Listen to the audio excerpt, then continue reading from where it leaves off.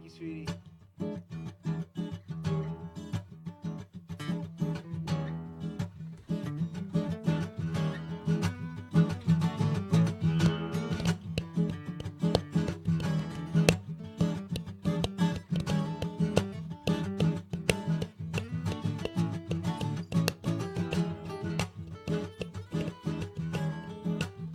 You are listening to the Mile High Show, episode number, what are we at? 206.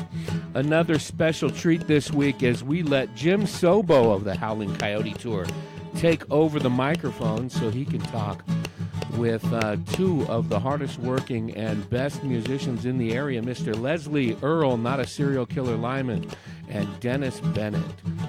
Jim is taking his show on the road this summer for the Howling Coyote Tour. What's that? HowlingCoyoteTour.com, Jim? That's where you can find out information on there. And then he does his monthly show over at Mark's Beer Garden, including this Friday, the 17th. He's nodding. Yes, I got that right.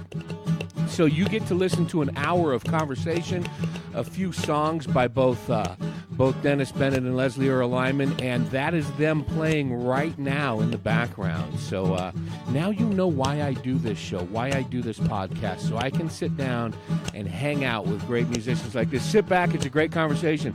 We get to hear how Les almost killed Dennis. He may or may not have a part in the death of Tom Petty. We're pretty sure he was involved in Dick Dale's death recently as well. It's a whole mess, so I guess we're going to have to change that moniker to maybe he is a serial killer. Sit back and enjoy episode 206 of the Mile High Show. It is the Howling Coyote Radio Hour with your host, Jim Sobo. Thanks for tuning in. Hey, use that Amazon link, too, so you can buy tarps and duct tape and everything you need to get rid of a body like Leslie Earl Lyman has done, obviously many, many times in the past.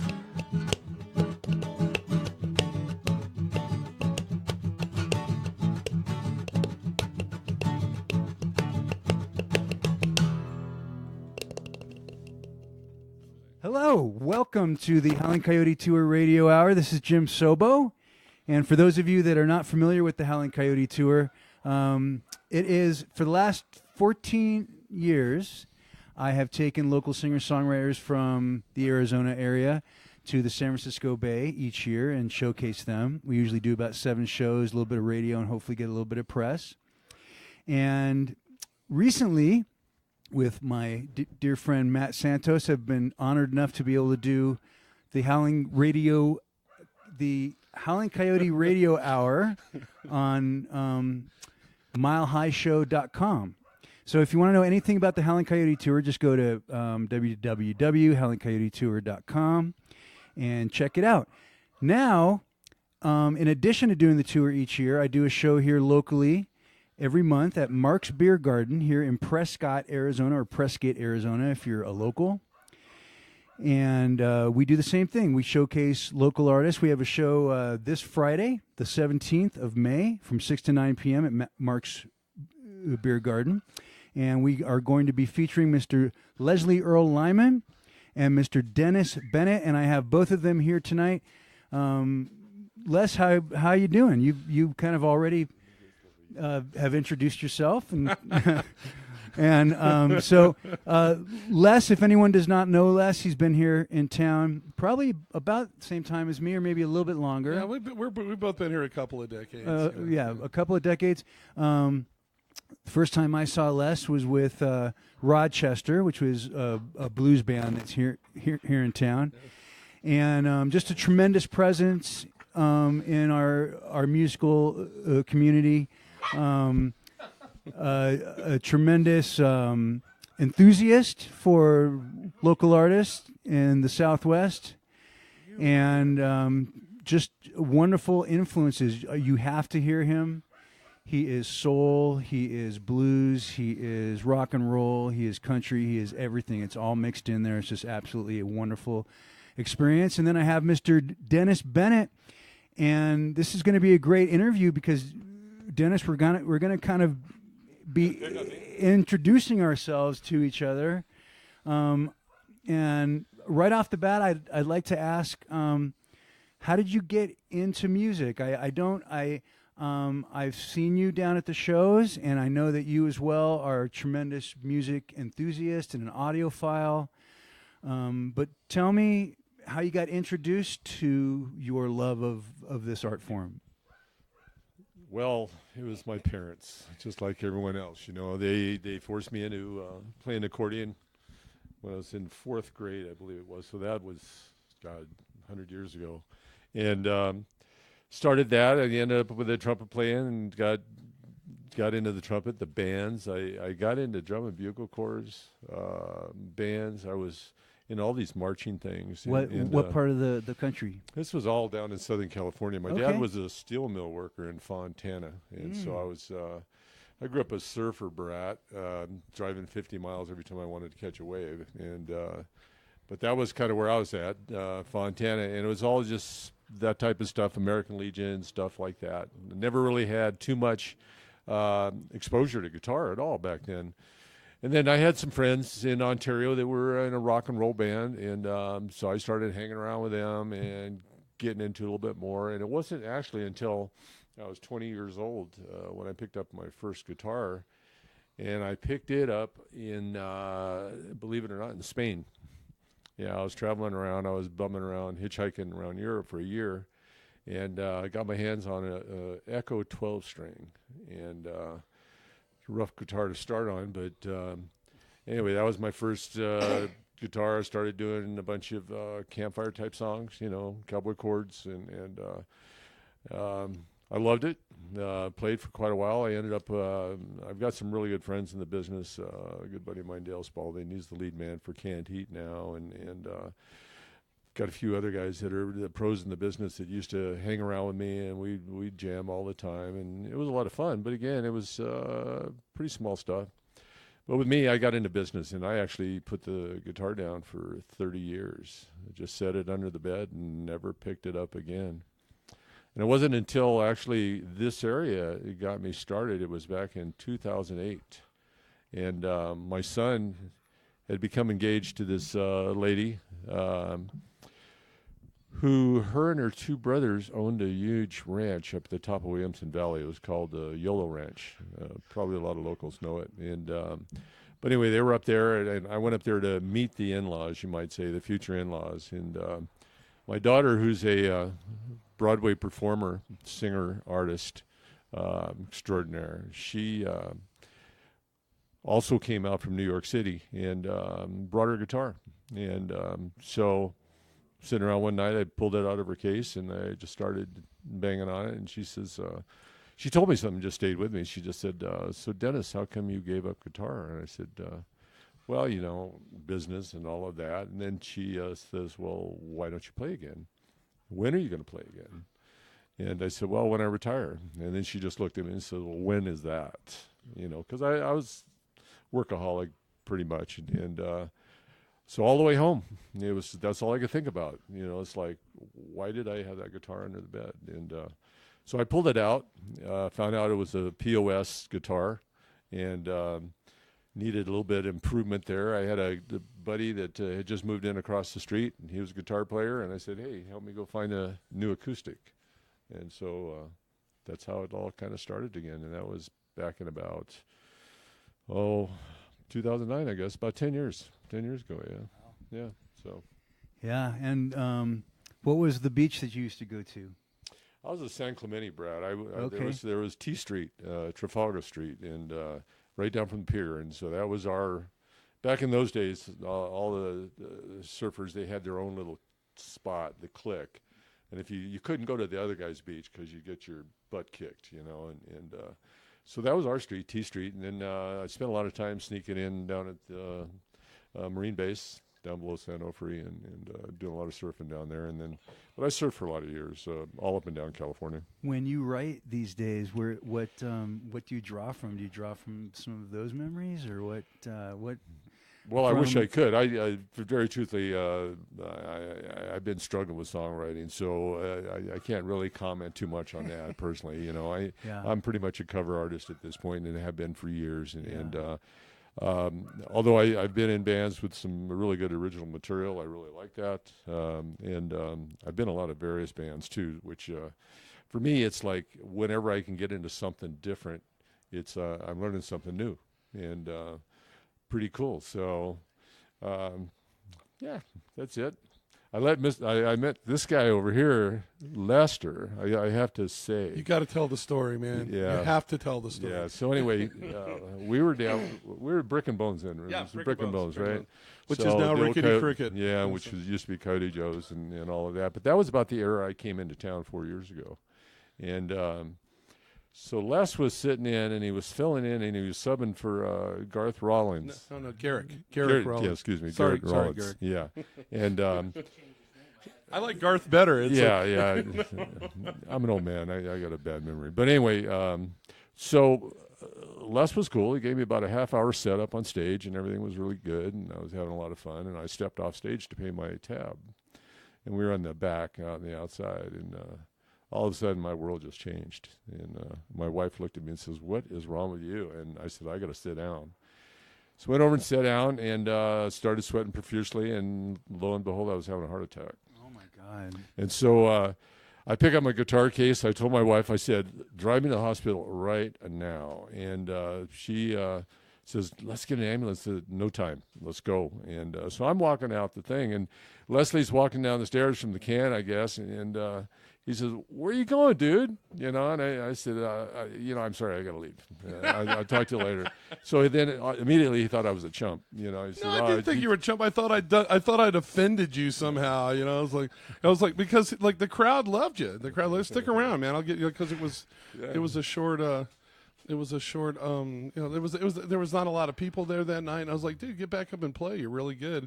And then he leaves, and I was like, what'd I do? Yeah. And so I find out, what was it, like a week later? I don't know. It was like some period of time later that you'd actually like tried to die on stage. Yeah. And then it wasn't very short time after that, too. I saw Garrett Literally again, die on and, stage. First thing he says, man, hey, I got a defibrillator out in the car, so don't worry. You know, so, yeah. Anyway, so that was my introduction, like I said, back in 2009-ish time to Prescott, although I drove through the town in the middle of the night, never saw anything. And then, but ever since then, I've really been loving it here. I came for 2 weeks, stayed for 2 months, bought a lot, built a house, and it was guys like Les that I've met in the area that really solidified me and made me want to move to Prescott after I was living in my motorhome at the time. I'd sold my house up in Bellingham, Washington, and decided that too much rain up there. Needed something drier. Yeah, Les and I, we see each other from time to time, and I think it had been almost, maybe about a year since I saw you when we were on Matt's podcast with Darren, and we started talking about Prescott and the musical community here. And, you know, those of us that choose to live here, this is a beautiful little mountain town. It's about 6,000 feet up from the Phoenix area. And it's kind of off the beaten path, but, you know, what we found over the last 20 years being here is there's this cultivation of singer-songwriters here that you won't necessarily see in Flagstaff, you won't necessarily see in Tucson, you won't necessarily see in other parts of the state that just stay here. And we've seen, I guess you have to have the staying power and the earnest love of both the town and music to be involved in this little community here. But boy, oh boy, the people that pass through, the talent that is cultivated here, to this day, we still get young people like Sugar in the Mint that went to the Tell You Right Bluegrass Festival, a great group of young players, and Kaylina Martin. There's still being blossomed here in this town. It's the most wonderful thing. And it was totally unexpected when I came here. I really didn't think I would find it. I'm here for the long haul. You know, it's this will be the last house I ever build, and it'll probably be the last place I ever live, unless they put me in some place that I don't want to go, a cuckoo's nest somewhere. But just for the record, like Jim's dog is being a little creep. He's like Yes. he's trying Well, to eat like the he's mic eating my and his leg. finger. There aren't just humans at the Howling Coyote Tour Radio Hour. We will be changing our location to Mark's Beer Garden at some point real soon. My wife would really appreciate that. Yeah. Yeah. Well, So what will her dog do? I mean, just annoy my other dog. So let's for those of us that don't know Leslie. Leslie, that dude. Let's Gigfoot. introduce them through music. Oh, If you would be so kind to play a song, and then Dennis, I'm going to ask you to do the same. yeah, well, it's too bad I got to follow Les. That's the And only then thing. we'll start talking about just everything under the sun. I was just watching this wonderful documentary. Is it Running Down a Dream? The great. Tom Yeah, Petty Tom documentary. And it just that itself just shows there's so much to being in this business and surviving this. And a band that stays together. Right, exactly. All right, so thanks everyone for tuning in. Again, this is on milehighshow.com. This is the Howling Coyote Tour Radio Hour, and this is Mr. Leslie Earl Lyman.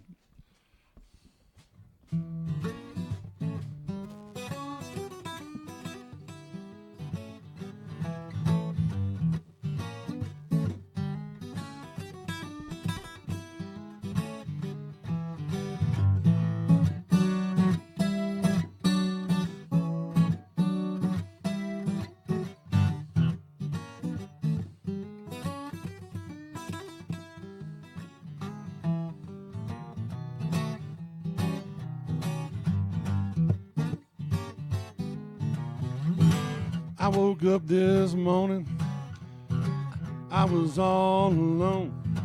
Yeah, my baby done left me with nothing but the bill to the telephone. I run out the front door, with nothing but my shoes. Yeah, my baby left me with nothing but the blues. Give that girl everything I had for just about 15 years. Now she left me for some other picker, and I'm drowning in my tears. I woke up this morning, I did not know I'd been made a fool. My baby done left me with nothing but the blues.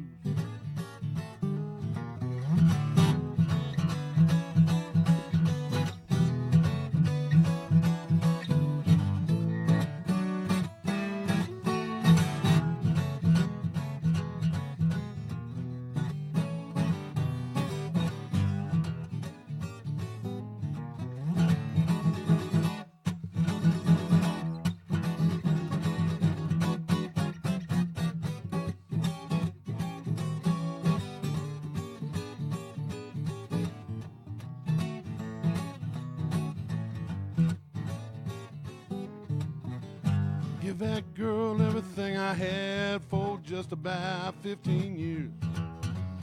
Now she's with some other fella and I'm drowning in my tears. Well, I woke up this morning, did not know I'd been made a fool. Yeah, my baby done left me with nothing, but I'm sitting here crying into my whiskey cup. Baby done left me with nothing but the blues. Baby done left me with nothing but the blues.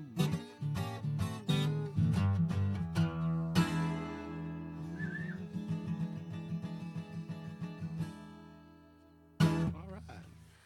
Excellent. God, that is just right down to the soul, man. Right down to the soul. Yeah, it's always funny how those happy songs, like if you listen to the lyrics, they're sad. Some sad stuff, man.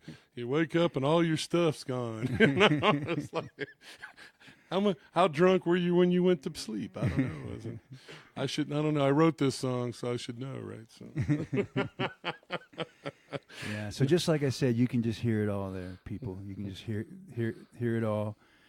Man that obviously has felt it, lived it, and now plays it. That's pretty right. badass on the guitar too. I gotta say. Yeah. I mean, like I think like one of the biggest questions I always get asked is why the 12-string, and it's because I'm a huge fan of Blind Willie McTell, who was another guy that he's a guy from way back in the day, back in the 30s, and he was like that was his thing. He played a 12-string, and everybody else was doing a 6, and you have to be kind of a masochist to like play a 12-string because they're just sort of constantly out of tune. A lot of guys are amazed that I play in standard tuning because it's just it's just a lot of pressure on the on the soundboard and stuff, and for working when you're working as much as like you do. I mean, gosh, I was like looking back at the calendar, and I don't really feel like I've been working that hard, but I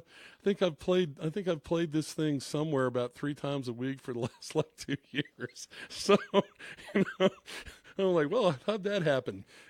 How long have you had that one for? This one here, I bought this at a shameless plug for local business at Gray Dog Guitars. Oh gosh, I always want to call him Addison. I'm sorry, dude, but he has such a he's a player. He's a really good guitar player. He studied guitar repair and lutherie under Freddie Cisneros, who is a local legend. Who's like finally got his props this year from the Arizona blues people. And he's got a good ear, and I always like going in there and seeing what he's picked up that's odd, and being the king of cheap guitars, because I am, I walk in and I see like these guitars he's got up, and I was like, "What? Oh, that's really cool. Really? That?" Because I think it was very reasonably priced. We'll put it that way. And I walk over and I pick this thing up, and like one of them, like this thing, and it rang like a bell, and I was like, "I got to put this back, or I'm going to buy it." But I ended up buying this, and I bought that resonator I have out of there, and I'd had another 12-string previously, but it was a jumbo and not a dreadnought like this thing. It hurt my shoulder. It did bad stuff to my did bad stuff to my shoulder. But yeah, man, I love the beast. I love the thing. My dad owned a pawn shop later in life, and he gave me a blonde 12-string Ibanez, and it was a huge body. Oh yeah, and the neck was just massive, and it was like that was what I was supposed to learn the guitar on, and I ripped off half of the strings and started playing it like a 6-string. He's like, "Give that back to me. I can sell it for something." And, this thing is actually give me a 6-string. Oh no, my bad. Yeah, I do that. My friends put up with me. I really appreciate it, but I never have shame for cutting Matt Santos off because somebody has to. And Matt sends that love right back at you. Right, exactly. Exactly. We'll say, like, you got to get him while he's down, man. So Dennis, let's get you in the hot seat. And while Dennis is getting over there, for those of you that don't know where Mark's Beer Garden is, Mark's Beer Garden in Prescott, Arizona, is just off Iron Springs Road. And it's right across from the Shady Acres Trailer Park. So it's a hard place to miss. It's the only thing over there that's any semblance of entertainment. Look for the huge parking lot of cars that are all circled around it. Exactly. And he smokes some darn good meat. So yeah, looks like you found that flatbread there. So anyway, this. Like I mentioned earlier, I'm more of a cover guy, but I really like to find a lot of different things that maybe other people don't. I really don't want to be playing things that everyone in town is playing, that's for sure. But I've also got that little side to me too, where I'm kind of like the different songs, and I guess I'm more on the dark side too. I'm tending to always pick up those dark songs, but this particular one I'm going to do right here is one that John Prine wrote, and I think it was probably was PO'd at his TV that day, because it's a song about a guy who is just really kind of fed up with his television, and especially the way they turn up the volume on commercials, and which I think all of us have gotten kind of tired of that. So maybe you can relate to this song.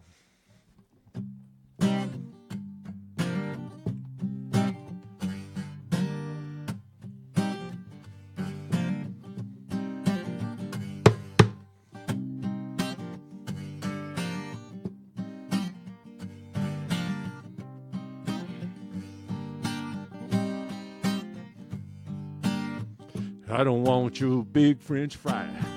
I don't want your car. I don't want to buy no soap, no washed up movie star. You are so much louder than the show I want to hear. With your sugarless gum, bet you I'm dumb, and your non-alcoholic beer. It's enough to make a grown man want to blow up his own TV. Quit hollering at me.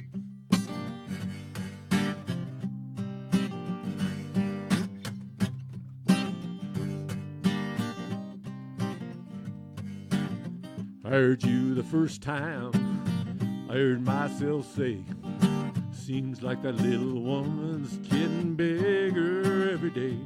And you don't have to tell the neighbors, little silence ain't no sin. Yeah, they already think my name is where the hell you been. Yeah, louder, louder, louder, louder, louder, constantly quit hollering at me.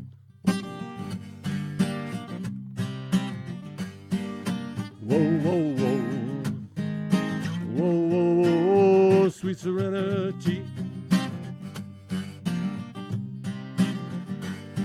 And whoa, whoa, whoa, whoa, whoa, whoa, quit hollering at me.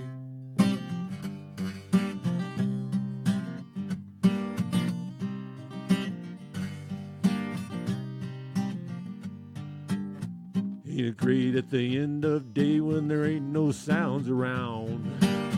Just me and that fence post staring each other down. Nothing but a big bunch of nothing driving me insane. 'Cause there ain't no voice that's louder than the one inside my brain. Hey you, go on, let me be, quit hollering at me.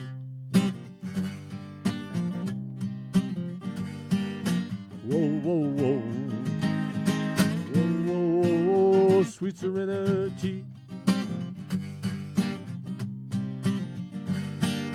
Whoa, whoa, whoa, whoa, whoa, whoa, quit hollering at me. Hollering at me. Quit hollering at me. Quit hollering at me. Excellent, excellent, excellent. Yeah, and the thing that's great about playing songs by others that you're either influenced by, well, usually it's who you're influenced by or just who you respect in the industry. And when they're the kind of tunes that are off the beaten path, they become your own. And you get to turn people on to great stuff that they probably haven't heard of. I mean, Les, as far as you're advocating Mr. McMurtry, people need to know about him. And I would think everybody knows about John Prine at this point, but I would hope so. Well, a lot of people don't realize, you don't hear a lot of the stuff that we heard when we were kids, man. Right. You don't hear the protest songs. You don't hear. He's because people he when he went back he would go places and he would play his old songs, Like he would play like Your Flag Decal Won't Get You Into Heaven Anymore or something like that. And he was just shocked and appalled that like a lot of the kids he was playing for were just, they got mad. People got mad at him about this stuff. And he was like, I mean, this is a guy that was, that made his career off that kind of stuff, doing, singing that stuff. So he was like, what? What's going on here? So now what you hear is Angel from Montgomery or Muhlenberg County, or some other things. He doesn't really play his angry stuff anymore. But to me, that's his best stuff. That was like, Sam Stone, Hello in There, which is like, which is a super poignant song about like, what happens when you get old and no one wants to talk to you anymore. Right, the darkness, the loneliness. Yeah. And he's still on tour. Yeah, well, I just saw musician, man. He for New Year's Eve he was at the Grand Ole Opry, and his new album is extraordinary. Oh, it's awesome. Yeah, it's awesome. There's a bunch of guys that are like that are now just sort of like, I mean, they're sort of at the end of the trail, Willie Nelson's last album is absolutely phenomenal. I'll bet. It's really good. I strongly recommend you listen to it. I was like, wow, this is good. And I don't know about the folks that are listening, but I certainly, I would say everyone at this table is an audiophile probably, and just has a tremendous collection. I'm always fishing. I'm always out there just looking for new, looking for old, looking for different, looking for unheard heroes, and especially from different parts of the country. I was lucky enough to go to Austin, and just Austin is like New Orleans. You just walk into almost anything, anywhere, and you're going to see something that's just going to make your jaw drop, and you just, it's just between the food and the music in those two places. Or the Bat Bridge.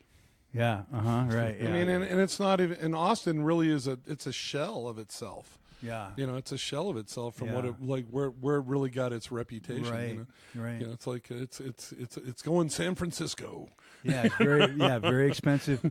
Yeah, I saw Sophia Johnson, who's an English woman from Great Britain who moved there because her dad used to play her Texas swing, and now she's like one of the best Texas swing guitarists in that town. But yeah, it just goes on and on. So. Yeah, thank you for that cover. Cool. Glad you liked it. Thank you. Yeah, absolutely. So let's talk about radio and the way that music is distributed to us these days. It's not the same as it used to be, and that's why I wanted to develop a show like this. And thank you, Mr. Santos, for allowing me to do so, where you can actually listen to people talk about music, play music. There's so much to what goes into a career, whether it's small or large, and there's so much beauty and color and sacrifice and blood, sweat, and tears. It's worth tipping your hat to and trying to find the nuggets and the jewels that are out there. Les, yes. What radio station or stations did you listen to when you were first growing up that really just were like, okay, I think I understand this language?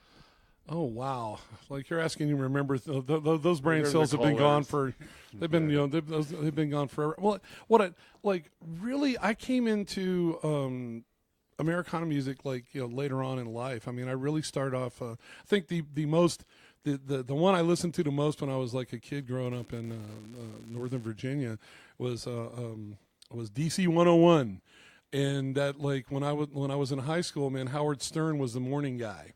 Really? Yeah, he was the morning guy. I was actually in the morning that the infamous incident that he made a joke about that got him fired. I was actually I was working concrete construction at the time, and I'd just been on that bridge when that Air Florida plane crashed into it, right? And but yeah, it was that was Howard and Robin, and I mean, FM radio was different then.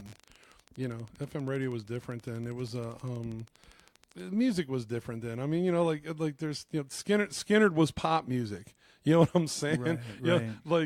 Aerosmith was pop music that was top 10 stuff, you know, and it's not the Dinosaur of Rock tour music that we know now.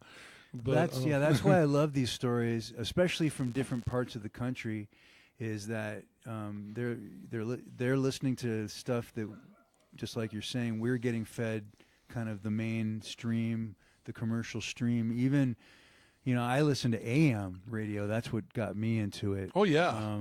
Yeah. Well, parts of the country, that's all you could get in certain times. Right, yeah. right. There was over in Montana, and you're not finding it yet. Right, yeah. right. Well, there was like, you know, there were some AM stations, but they were all like really, they were very, very, very country. I mean, very, very, very country. I was like, you know, like really drowning in that because of the part of the country I lived in, and you know, the people. You know, I was doing construction work, and you know, I was like so. The most you drown in a lot of country. So there's stuff that like I've learned to appreciate over time, you know, that I really was like, oh, man, it's lame, man. You know, it's lame. More, you know, it's lame, more this, more rock. You know, it's just, it's a journey. Yeah. But I really, you know, it's hard to find radio that like is not, you know, the same stuff you hear, you know, everywhere anymore. Right. I think it's a Border Radio out of Tucson. Mm-hmm. That is, it's 89.5 here in town. They have an AM station. Like that is probably the best radio, like radio station I listen to. Yeah, like I think right we now. Talk about this station at almost every show that I've done so far. I cannot recommend it enough. Like you can get it online. The other one that's really cool that actually like does sound like music, like radio from the 70s, is the Gulch, which like you know, you have to listen to it online, but it's absolutely wonderful music. Absolutely wonderful music. And is that out of Cottonwood? Yeah, no, actually it's out of Jerome. Oh, Jerome. Yeah, okay. it's like they have a very very tiny FM like transmitter. Like their license is just for that. Yeah. But they can go online and you can like do it that way, which is actually more. I think it's a better way currently because there's a lot of money and regulation and stuff that goes in with getting a bigger transmitter. Right. You know. And but yeah, it's like other than that, really the radio dial, like the radio dial is pretty it's pretty barren now. You know, it's pretty barren now. You know. How about you, Dennis? Was there? I understand. You know, there's this magical time when we're 12, 13, 14 when we hear. You mean puberty? Is that what you're saying? Puberty? Well, for me, like I mentioned, I was a surfer brat, so you know, I had to drive quite a ways to get to the beach when I could. Back before I had my license, I had to rely on other people to take me. But on the music scene, I kind of went the other way. I headed from Fontana over to San Bernardino in the Riverside area because those were the bigger cities around me back then, and. It seemed like every other week I was either going to listen to Buffalo Springfield live or Dick Dale, and who just passed away. Rest in peace. Yeah, and but yeah, I'd go to the Riverside Armory and Dick Dale would be playing there, and then I'd run over to San Bernardino Orange, and like I said, Buffalo Springfield would be there. So where did they come out of? Where did Buffalo Springfield come out of? Are they from that area? Well, you know, I don't know all of the background on that. I grew to be a big Crosby, Stills, Nash fan. Right. So once they got into David CSN Crosby and all that, and then Steve Neil Stills Young, with Manassas, and Neil Young and for Rich some Fury. Back when Dave Crosby was a sex god, because he was now. And you look at him now, you're like, really? And back then he was a sex god. Yeah, But you know, some of those groups that came out of those guys, besides Crosby, Stills, Nash, you know, you had Poco came out of those guys, which was just a great group, and I really loved that too. And then of course Manassas formed, and so anyway, that was kind of my background too. But then again, back to going down to the beach area, you know, I'd be listening to Wolfman Jack at night. So you know, and he was big back then. I never got to hear that radio show except like on like the tapes, man. It always bummed me out. Well, you know, after a while, he ended up having to go down to Mexico, and he was broadcasting out of Tijuana. Yeah, so Yeah. So, but a good old Wolfman Jack, and then of course back in those days, we'd always stay up till 2 a.m, and then we'd be catching waves at 5:30, and so it was a good time to grow up back then. Again, things that we did things back then that no one could ever do these days. Yeah.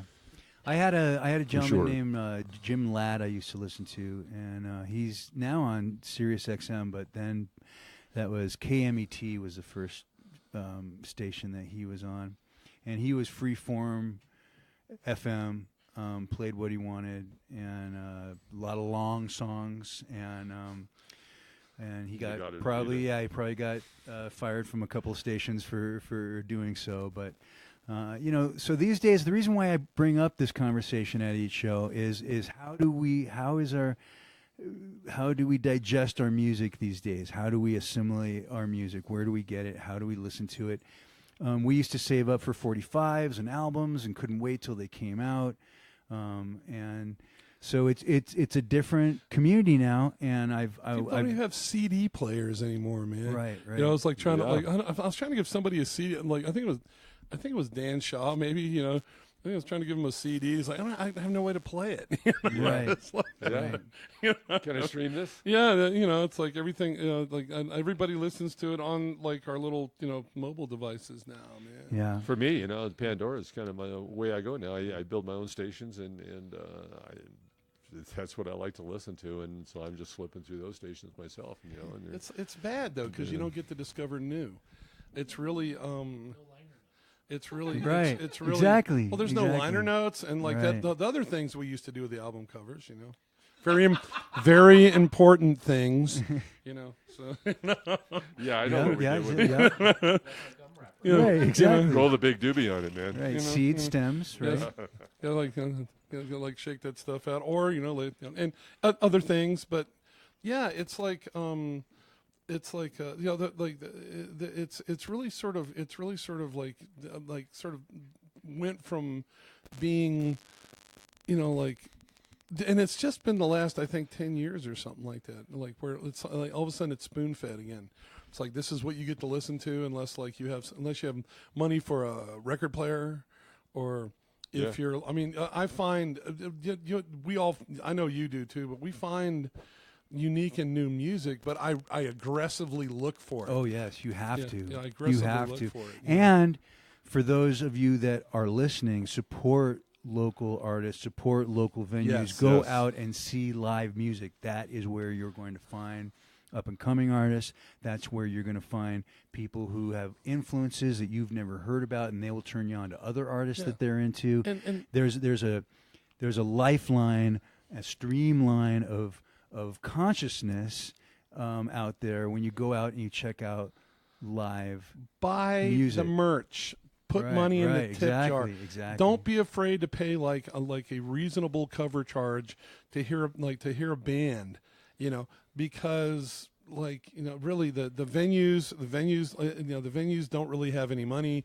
Well, I know we ain't got no money, but what happens is you get the stuff that you support, and if you want something new, if you want to do stuff, see stuff, go out and be fearless. So you buy a beer and spend a couple of bucks in a place, and you go, I don't like this band. It's worth the look, because you might have liked them, and there's gosh, man, in this town, good Lord, in this town, man, there is so much music in this town. And I love sitting at the Jersey Lily, on those Tuesday nights, before I go on, and I talk to tourists, and I tell them that from 10 minutes walk from where we sit, there's literally 11 or 12 live music venues, and they're full of wonderful stuff every weekend. Local stuff, people come in. We're starting to Prescott's starting to push its way out. So now we have Mark's Beer Garden, and we have the Windsock, which is turning into a new place. But and Chino, Big Daddy. Oh yeah, he's Matt's going to say Big Daddy E on the radio. But yeah, Big Daddy E's, which is barbecue and singer-songwriter you do a show stuff. there, Les? Yes. Okay. I've been that place is it's the food's great, and where else are you gonna like see singer songwriters do the stuff that they do in this setting, so yeah, just like be adventurous, go out, go look in your neighborhood. If you're in Prescott Valley, there's like a couple venues there, and just go. Speaking of live music, would you honor us with another song? He's like, how do I get him to shut up? I'll do a little plug here for the distillery in town, too. Thumbia please. Distillery. Please. It's a place I hang out a lot and have had a lot of opportunities to play at, too. The Ping Brothers. Shout out to Doug Ping, man. Shout out to Doug. Shout out to Doug Ping, man. Get better, have buddy. Have a good recovery there, Doug. Quickly. We all need you. All right. Yeah. All right. So this is a different thing. I gotta let Dennis goodbye here. Okay. So I wrote this song with Dan Shaw, and it's I really tend to write songs only about the pain and suffering that one goes through in the music business, or women, because they're the only things that I really know anything about at all. All right. So this is a piece called I don't know why she thinks the world of me. So.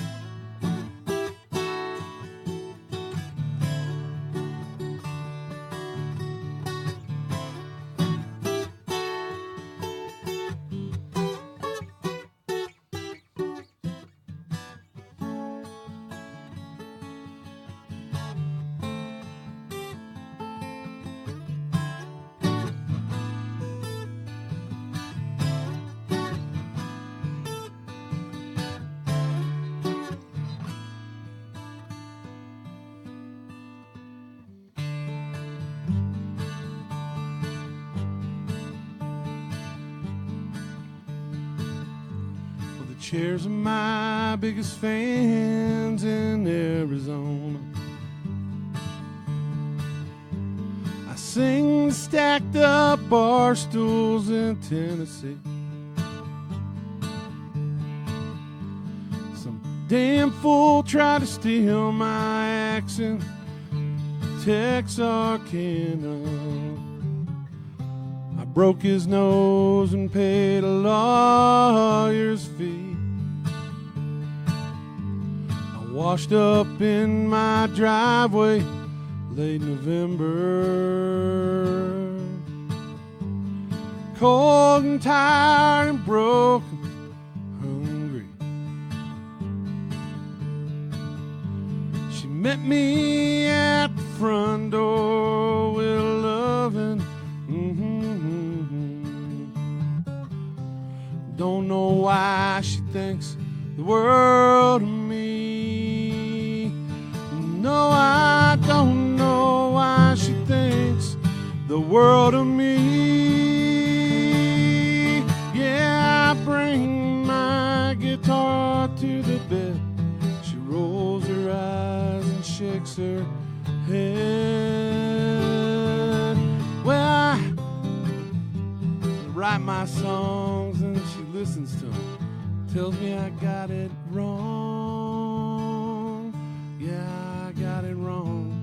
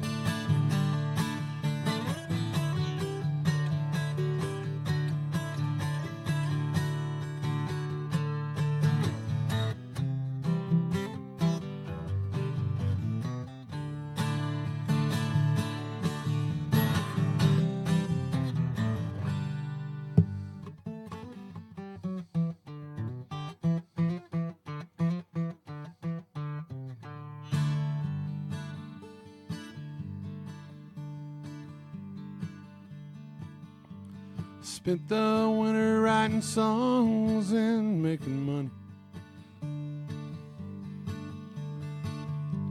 Springtime come, I'm packing up my gear. She sent me out the front door with loving. Don't know why she thinks the world of me. No, I don't know why she thinks the world of me. Yeah, she listens to my hopes and dreams and helps me plan out all my schemes. Well, I bring my guitar to the bed. She rolls her eyes and shakes her head. Yeah, she shakes her head.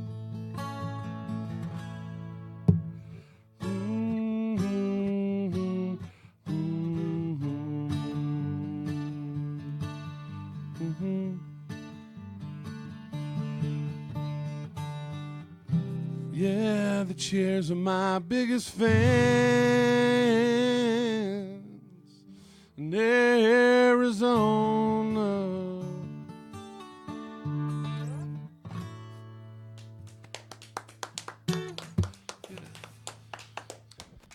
Gorgeous, gorgeous. Is that one brand new? Or? Well, it's not that brand new. It's like it's newer. You know, I try to write song every day, and like most of them, you know how it is. Most of them, you're just like, oh no, you know.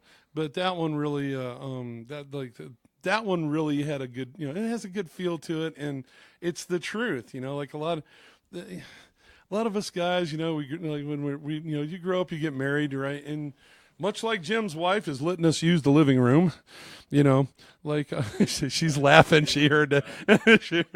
Well, the women in our life, our partners, our partners, they really support what we do by allowing us the space to go do it, and realizing that this is something that it's part of the package. Whatever else there is, it's like this thing where, like, okay, I'm gonna be gone a lot playing music. Okay,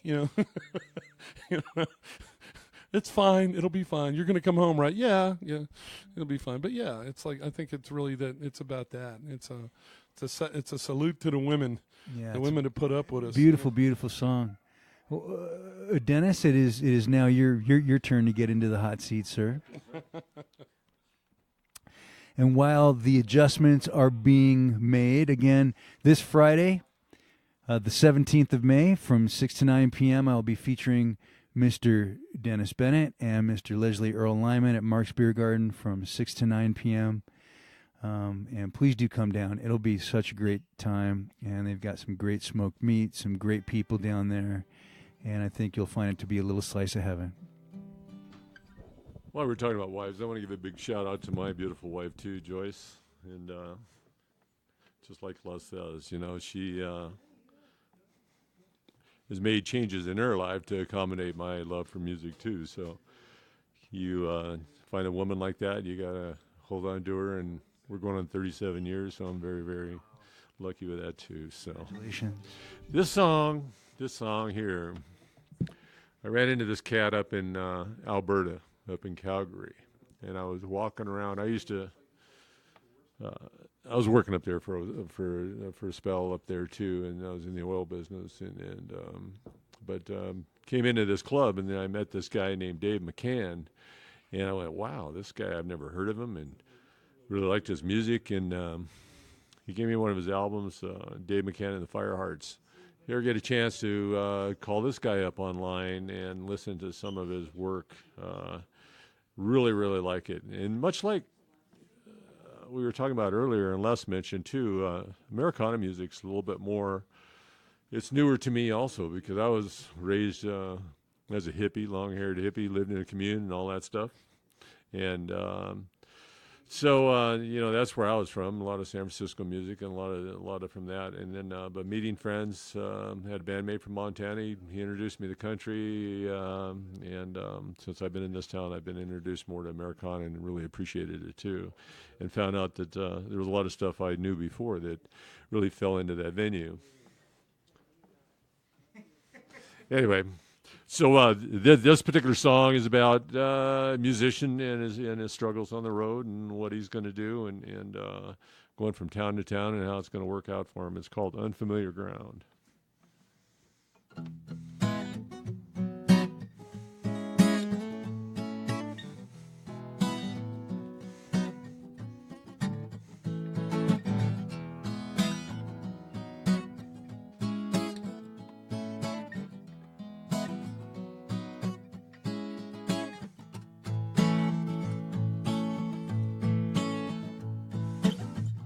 Just outside this door, the world await what for. Gave up the chase and she brought me in. Yeah, a woman like that's hard to find. Couldn't find the words to make her mine. Now I'm dreaming out this windshield all alone.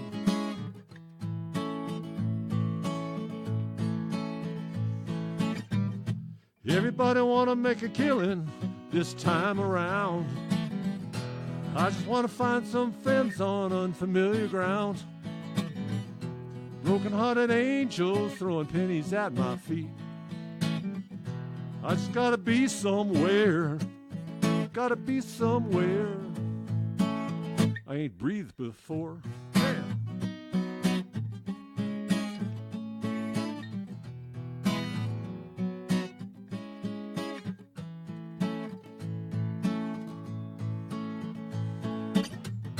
Everybody's sleeping, but I'm just getting in. World's about as heavy now as my heart and my head. I was gonna hang up this guitar, find me a new sound, head south at night, start again.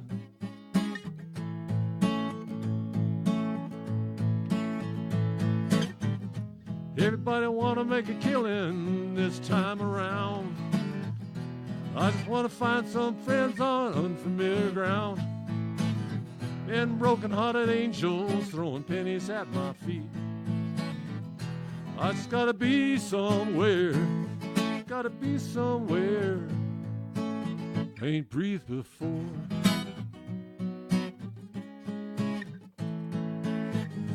And I know my hands are shaking. And I know my heart's been taken too many times.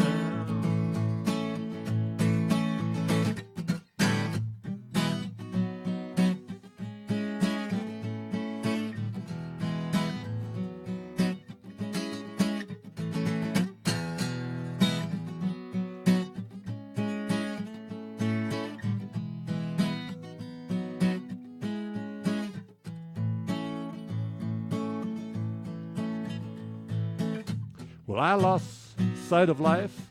It's a trickle behind me. And all those beautiful smiles in those little mountain towns. As I roll tonight out here in the darkness, I can't help but smile as I leave it all behind. But everybody wanna make a killing this time around. I just want to find some friends on unfamiliar ground. Broken-hearted angels throwing pennies at my feet. I just gotta be somewhere. Gotta be somewhere. I ain't breathed before. I ain't breathed before. I ain't breathed before. Breathe before.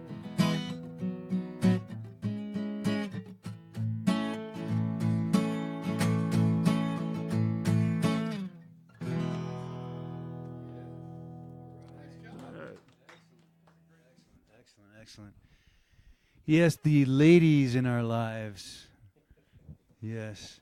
That's going to stick with you for a while. Well, I mean, you know, just it's a source of inspiration. That's as far as writing goes, and or just your life partners in general, and how to make it all work, how to balance it out, so that they still get what they need, you get what you need, and y'all figure it out. Yeah, that topic about songwriting, that's one of the problems I keep running into with songwriting. I keep wanting to write these mushy songs that really don't do anything, and they really don't tell the story like I want to tell it. So it just at some point I'm going to get that right. Keep doing it. You have to, like, say that again, but with the microphone close to your mouth. You couldn't hear me? Anyway, no, but the thing, the whole trick to it really is like, it doesn't matter if it's podcasting, songwriting, whatever it is. Like the first one you do is not going to be very good, because it's just not. It's not going to be very good because it's not good for you because you're not able to you haven't done before, but you just keep doing it and it gets better. It's a craft. So for me, every day I get up and I write a song, and even if I don't hate it, even if I hate it, I've written a song, and so it makes it a lot easier to it makes it a lot easier to actually get to the the point where you can do stuff. I mean, there's a lot of guys that just drip music and they drip words, and sadly, that's not me other than talking, but but yeah, the song will tell you too. Yeah. The song will let you know if it's a dog that needs to be taken to the backyard, or if it's something that really speaks to you and something that really feels good in your hands and sounds good. And it doesn't. Sometimes we strive to write more complex music with more intricate chord changes, and sometimes it's just the really simple stuff that speaks to you. Guy Clark, 3 chords and the truth. The trick, I think, is the truth, and trying to get it to where it doesn't feel false to you. Right. And one of the things I've never really been able to do as a songwriter is inhabit. I've done it once or twice, but it's really difficult for me to get in somebody else's head and look at stuff through their eyes. That's some people can just do that. There's that just comes out of them. And John Prine did that. Oh yeah, I mean, hello in there. Yeah, hello in there. But yeah, man, dude, these things you feel strongly about, you just have to figure out a way to convey them that doesn't sound false to you, and then you go out and you play them, and they get better. They get better. I mean, but Dennis, you're right.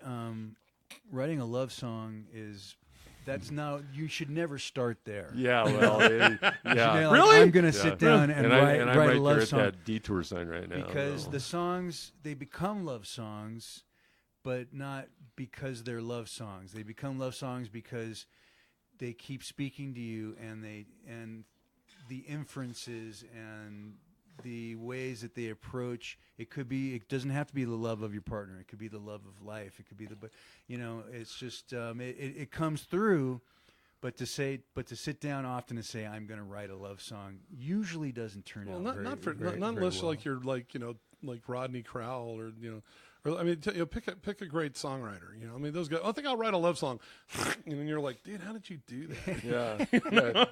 You just went to the bathroom for 10 minutes. Yeah, I was like, seriously, I was gone for 10 minutes. I come back and here's this song. Okay, it's arranged. Okay, so it's like let's go. And I'm like, how did you do that?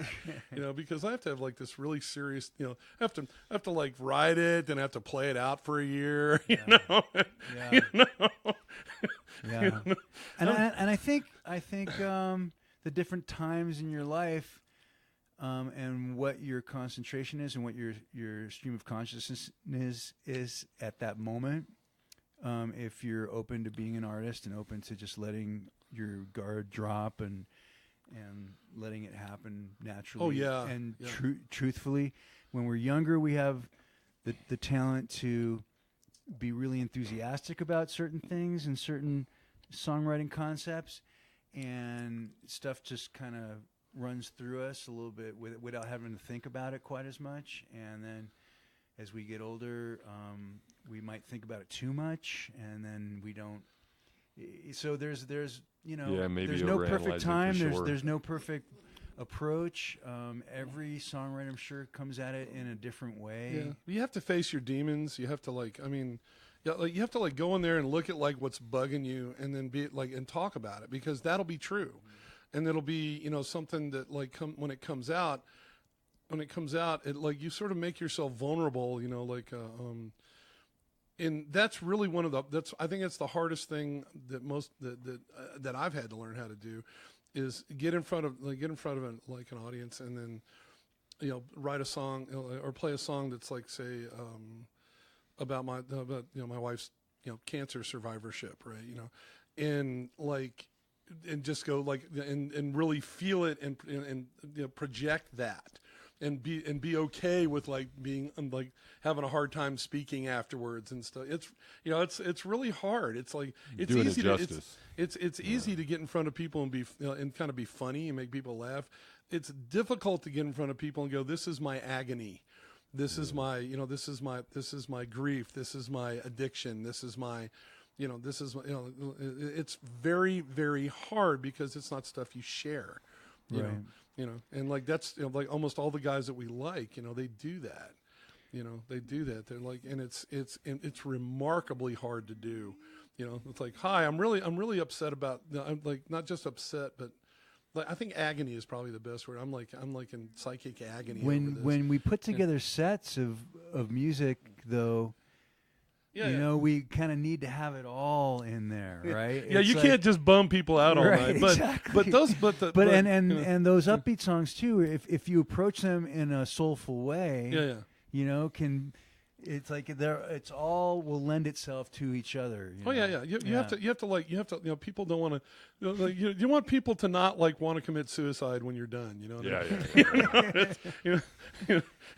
So little shout out first too by the Birdcage too, because Wednesday night is Songwriters Night, and so a nice Dave night Whitley. to get into town. Dave Whitley's down there, and each Wednesday night they've got a featured songwriter. Good venue. Check it out. Shout out to Dave Whitley, man. Yeah. He is, if not the best, one of the best singer-songwriter guys in town. And it is a crime. Should be a felony crime that guy is behind a soundboard and not touring, somewhere, writing songs for somebody. I was lucky enough to be able to showcase him and Laurie McDonald at the same show. Yeah, I missed that. And they were so happy to be there for each other, and so happy just to be there. God, what a beautiful thing.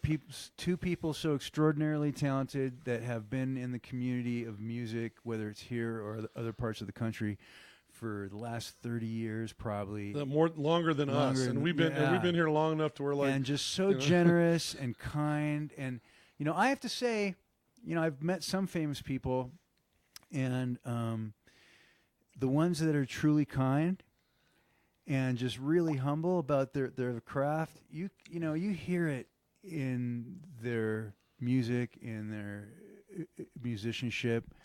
And of course, there's the theory that you don't want to meet some of your heroes, because they might just crush your dreams. Yeah. Well, everybody has a bad night, man. You right. know, dude, a lot of times you meet these guys and they're old. Someone was talking to me about meeting Clapton. And Eric, this is like 5 or 6 years ago.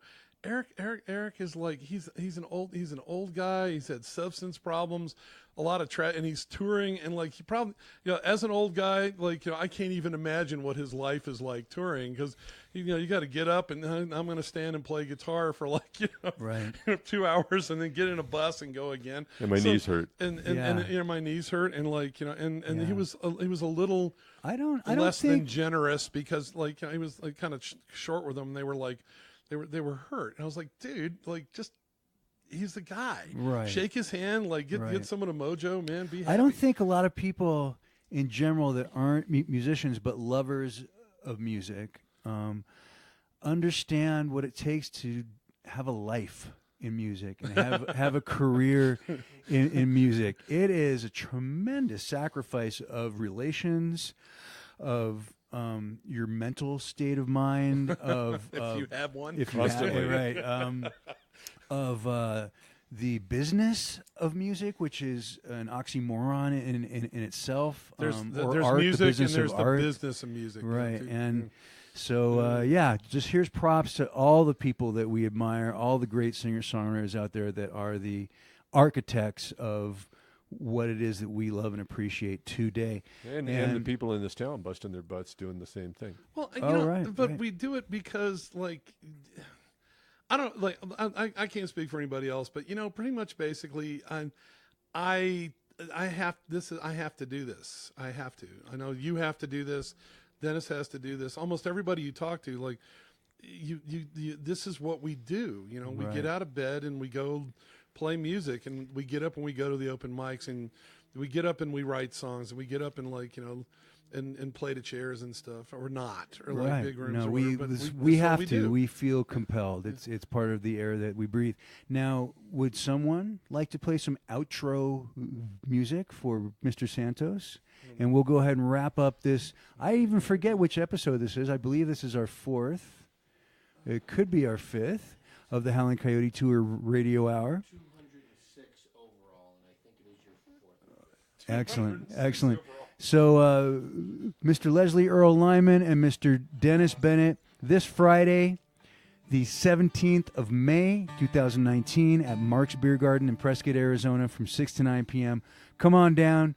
We rotate chairs. Me, myself, and I are going to be playing a little bit too, Mr. Jim Sobo. And I now give the mic over to Mr. Matt Santos, the creator and orator of themilehighshow.com.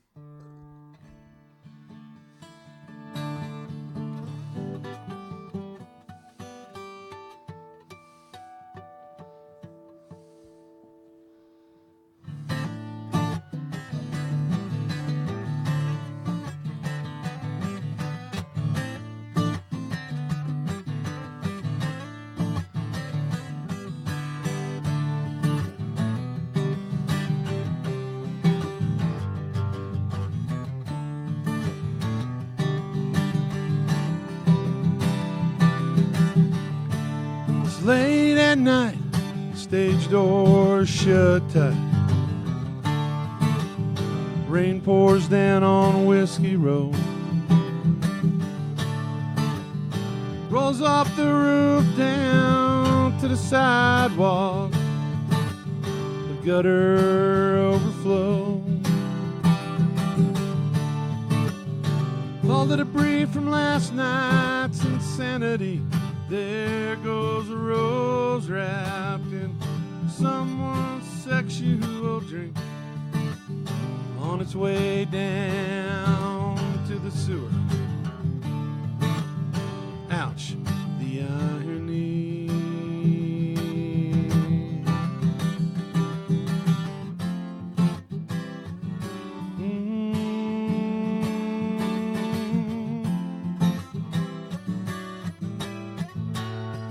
Water pouring down my neck.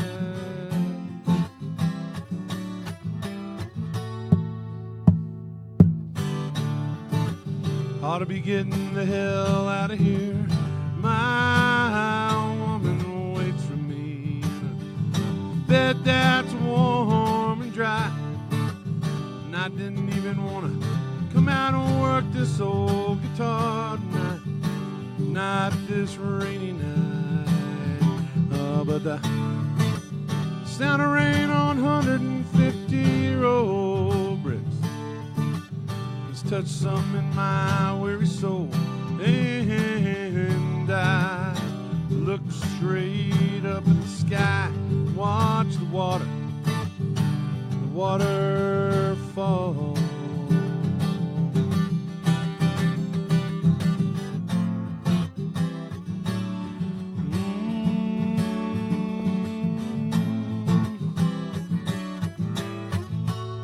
Water pouring down my neck.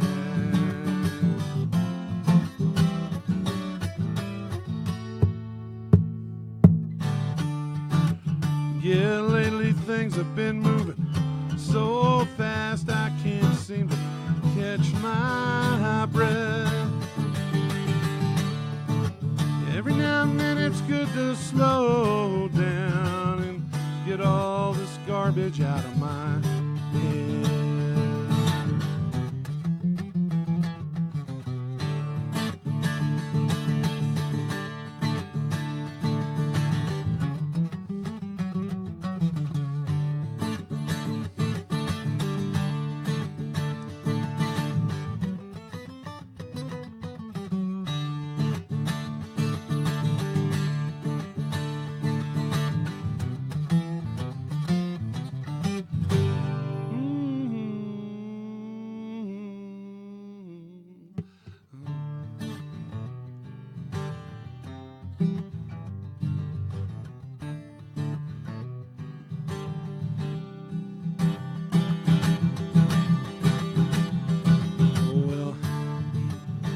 Siren a couple of blocks away breaks a spell, and I realize how cold and wet I am. So slipping and sliding and cussing the mud, I walk back to my truck and go on home, where my woman waits for me.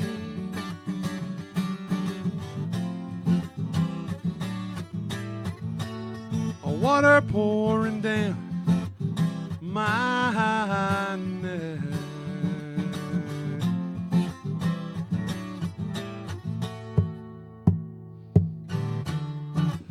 Yeah, lately things have been moving so fast I can't seem to catch my breath. Every now and then it's good to slow down and get all this garbage out of my head.